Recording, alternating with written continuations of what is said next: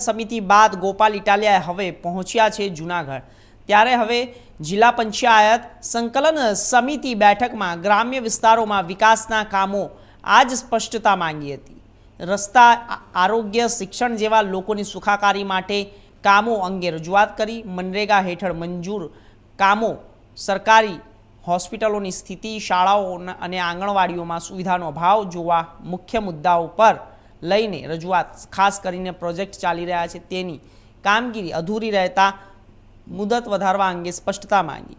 ક્યાં કારણસર કામો અધૂરા રહ્યા હોવાની સ્પષ્ટતા માંગી છે। તો બેઠકમાં શાંતિ ગ્રામ્ય લેવલના વિકાસના ધ્યાને લઈ ચર્ચાઓ કરવામાં આવી છે। જિલ્લા પંચાયત પ્રમુખ હરેશ ઠુમર પણ હાજર રહ્યા હતા। सामान्य रीते अमारी जिला पंचायत ने आज सभा मળી એમાં બધા જિલ્લા પંચાયતના સભ્યો હાજર રહ્યા।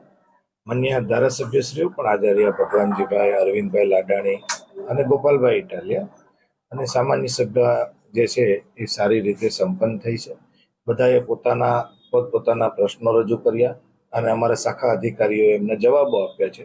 આગામી જિલ્લા અને ગામડાઓનો વિકાસ કેવી રીતે થઈ શકે એના માટેની અમે બધાએ પૂર્વ ચર્ચાઓ કરી છે અને સારા માહોલમાં અમારી સભા સંપન્ન થઈ છે।